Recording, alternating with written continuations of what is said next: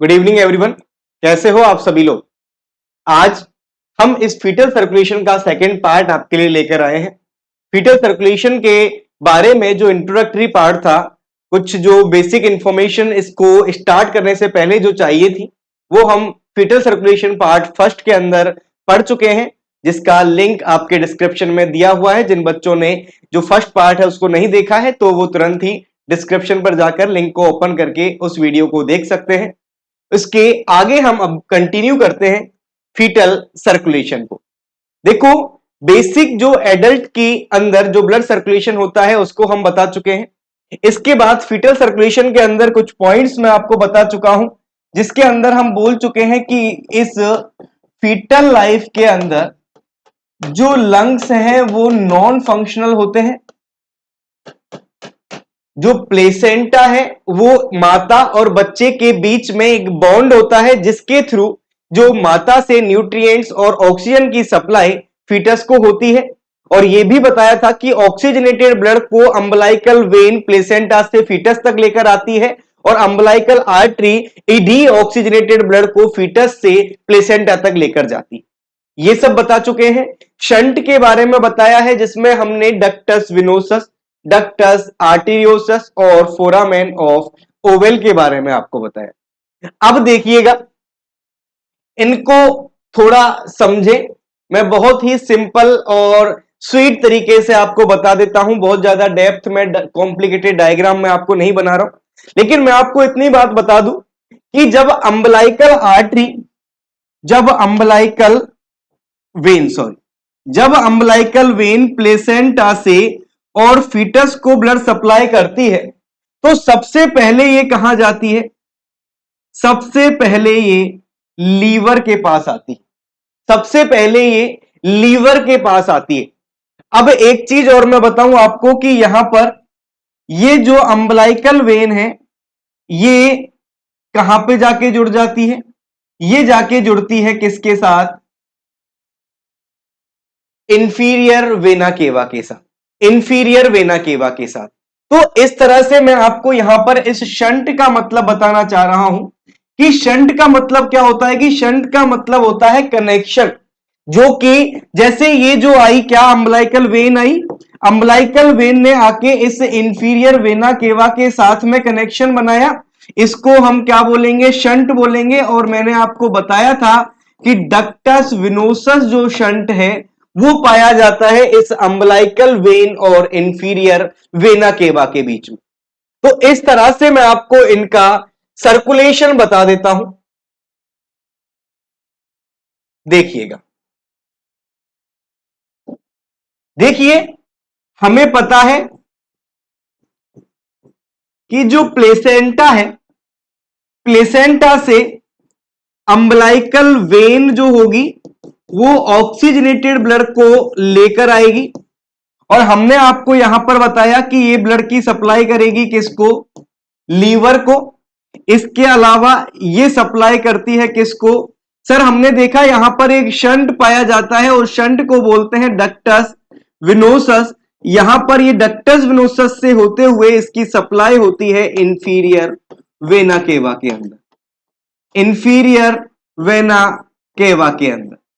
और एक चीज और कि यहां पर ये जो लीवर को सप्लाई हो रही है ना, ये लीवर भी क्या करता है? लीवर से हिपैटिक वेन के द्वारा, लीवर से हिपैटिक वेन के द्वारा ये जो ब्लड है इसको इस इंफीरियर वेना केवा के साथ ही डाल दिया जाता है।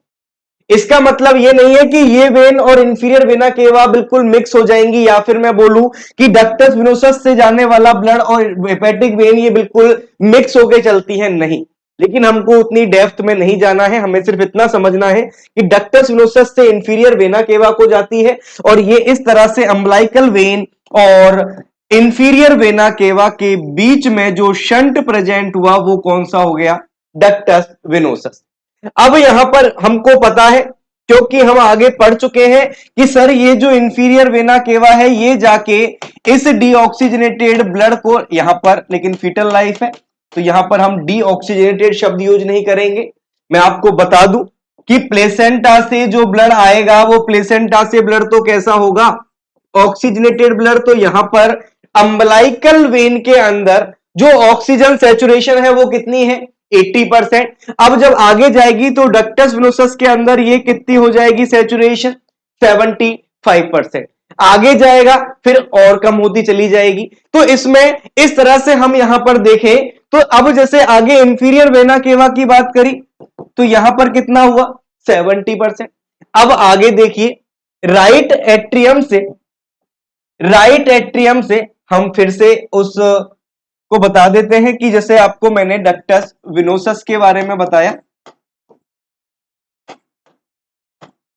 ये जो डक्टस वेनोसस है ये प्रेजेंट हुआ जब प्लेसेंटा से ब्लड आया अम्बलाइकल वेन के द्वारा। अम्बलाइकल वेन के द्वारा जब ब्लड आया तो इसमें एक तो ये चला गया आईवीसी को और उसके अलावा ये मिल गया लीवर से। तो ये कनेक्शन क्या हुआ डक्टस वेनोसस, ये अम्बलाइकल वेन और ये लीवर। और इसी तरह से अगर मैं आपको फोरामेन ऑफ ओवेल की बात करूंगा, फोरामेन ऑफ ओवेल जो है वो प्रेजेंट होता है, हम तो इसी दिल को जानते हैं तो हमेशा इसी की बात करूंगा मैं आपसे। तो ये कनेक्शन होता है between right atrium and left atrium. Right atrium और लेफ्ट एट्रियम के बीच में जो कनेक्शन पाया जाता है उसे हम बोलते हैं फोरामेन ऑफ ओवेल। तो यहां पर देखो राइट एट्रियम से कुछ ब्लड तो जाएगा राइट वेंट्रिकल को बाया ट्राइकस्पेड वाल्व और कुछ ब्लड जाएगा किसको फोरामेन ऑफ ओवेल को, फोरामेन ऑफ ओवेल को। और फोरामेन ऑफ ओवेल के थ्रू ये कहां पहुंचता है, ये पहुंचता है लेफ्ट एट्रियम के अंदर, लेफ्ट एट्रियम के अंदर। तो दूसरा जो शंट है वो कौन सा हो गया foramen of oval, foramen of oval. Right ventricle से पल्मोनरी आर्टरी जो है वो ब्लड को लेकर जाती है और पल्मोनरी आर्टरी ब्लड को लेकर जाती है कहां लंग्स तक,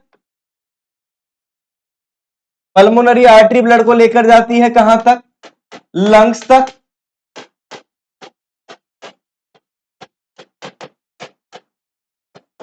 और लंग्स से पल्मोनरी वेन जो है वो ब्लड को लेकर आती है कहां तक लेफ्ट एट्रियम तक। ऐसा ही होता है, लेकिन यहां पर हमें पता है कि एक शंट और पाया जाता है और वो शंट कौन सा होता है डक्टस आर्टेरियोसस।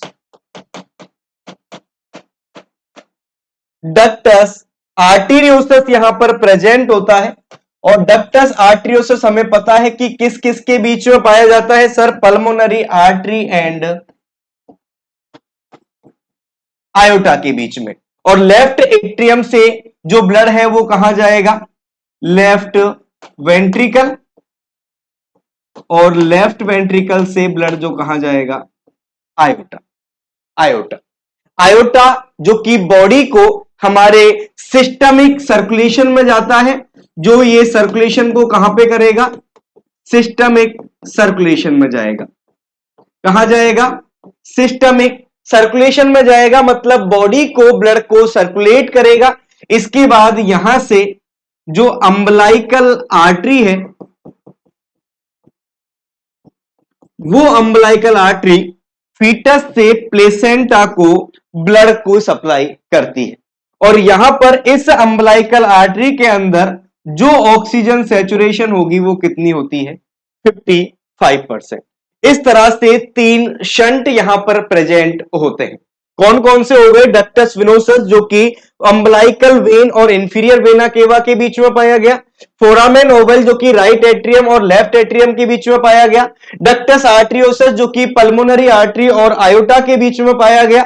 यहां पर एक चीज और बता दूं कि इसके अंदर जो 1/3 पार्ट है ब्लड का वो तो जाएगा फोरामेन ऑफ ओवेल में और 2/3 पार्ट जाता है राइट वेंट्रिकल के अंदर। चूंकि यहां पर लंग्स के द्वारा प्योरिफिकेशन नहीं हो रहा है इसलिए ऐसा होता है, जिससे कि मिक्सिंग हो जाए ब्लड की और ऑक्सीजन सैचुरेशन बहुत ज्यादा कम ना हो।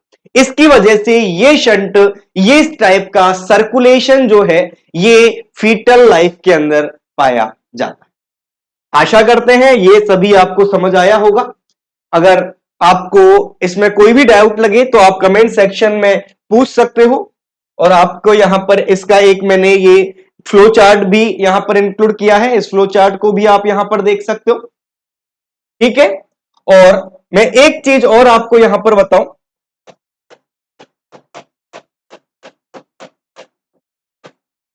जो ये स्ट्रक्चर्स हैं जिसमें हम बात करेंगे डक्टस विनोसस की, डक्टस आर्टेरियोसस की, फोरामेन ऑफ ओवेल की, ये जो अम्बलाइकल वेन है, अम्बलाइकल आर्टरी है, तो जन्म के बाद तो ये स्ट्रक्चर्स थोड़ी प्रेजेंट होती हैं, ये प्रेजेंट नहीं होती ना। तो अगर हम स्ट्रक्चरल चेंजेज की बात करेंगे तो देखिएगा क्या चेंज होता है, बाद में ये क्या काम करती है, क्या बन जाती है, उनकी बात मैं आपको बता देता हूं। डक्टस विनोसस,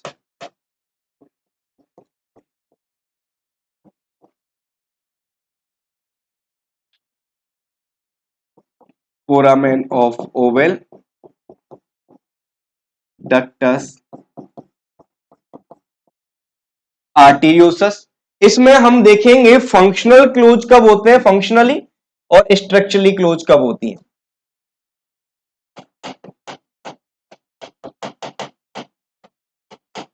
टाइम बता रहे हैं, फंक्शनल क्लोजर टाइम और स्ट्रक्चरली क्लोजर टाइम या एनाटॉमिकली, और उसके अलावा जो रिमेनेंट बचता है, जो अवशेष बचता है, उसको हम यहां पर क्या बोलते हैं। तो ये सब कंडीशन है। देखिए, अगर मैं आपसे डक्टस विनोसस की बात करूंगा तो एट बर्थ या फिर as soon as after birth,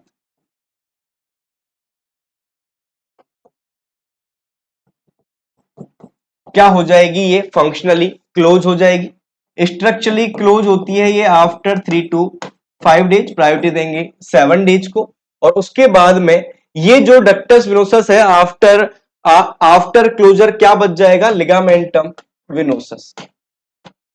क्या बचेगा, लिगामेंटम विनोसस। इसी तरह अब हम बात करें अगर फोरामेन ऑफ ओवेल की, तो ये जो फोरामेन ऑफ ओवेल है ये भी as soon as after birth close हो जाता है फंक्शनली,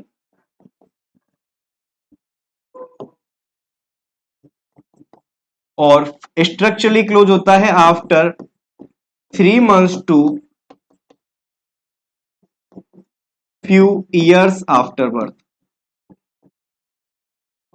कि इसको क्लोज होने में समय लग जाता है, और इसको हम आफ्टर क्लोजर क्या बोलेंगे, फोसा ओवेलिस। क्या बोलेंगे इसको, फोसा ओवेलिस। देखो डक्टस आर्टेरियोसस के अंदर क्या होता है, ये डक्टस आर्टेरियोसस जो है इसको क्लोज होने में 10 to 12 आवर्स लग जाते हैं आफ्टर बर्थ। देखो ये दोनों तो क्या हो रही हैं, as soon as after birth, जबकि ये 10 to 12 या 10 to 14 आवर्स इसको यहां पर लग जाते हैं। अगर स्ट्रक्चरली क्लोज की बात करेंगे तो 10 to 21 डेज, और इसको आफ्टर क्लोजर हम क्या बोल देंगे, लिगामेंटम आर्टेरियोसस। क्या बोलेंगे, लिगामेंटम आर्टेरियोसस। इसके अलावा अब हम बात करें अगर अम्बलाइकल वेसल्स की,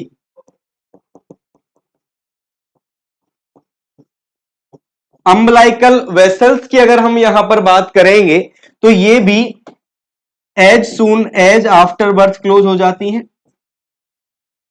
फंक्शनली। तो स्ट्रक्चरली क्लोज होने में ये 5 to 10 डेज लगा देते हैं। और इसमें अगर मैं आपसे बात करूंगा तो अम्बलाइकल वेन जो है उसको तो बोलेंगे, उसका जो रेमिनेंट होगा उसको बोलेंगे लिगामेंटम टेरेस, और अम्बलाइकल आर्टरी जो होगी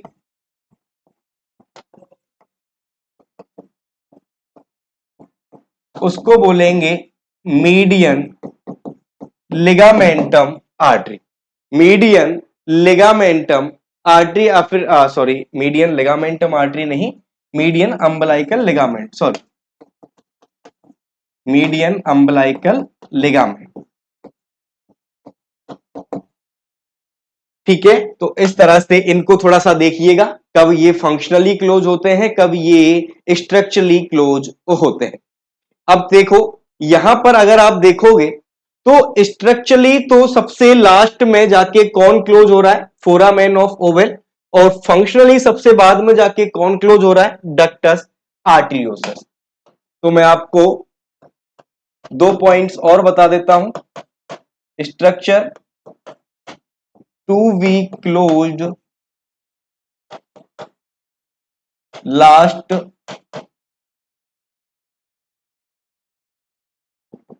तो देखोगे तो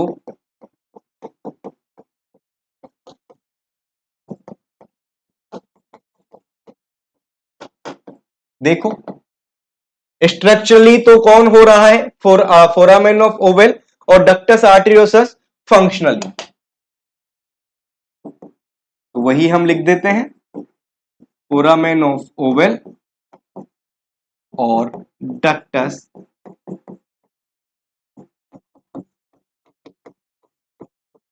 आर्टेरियोसस। सो ये है हमारा फीटल सर्कुलेशन। जितना शॉर्ट में आपको बता सकता था मैंने उतने बताने की कोशिश की, और अच्छे से आप अगर इन दोनों वीडियोज को देखोगे तो फीटल सर्कुलेशन से रिलेटेड कोई भी क्वेश्चन आपका इससे बाहर नहीं जाएगा। So thank you so much. This is fetal circulation. ये हमारा कंप्लीट होता है, इसको अपने फ्रेंड्स के साथ शेयर कीजिएगा। Thank you so much.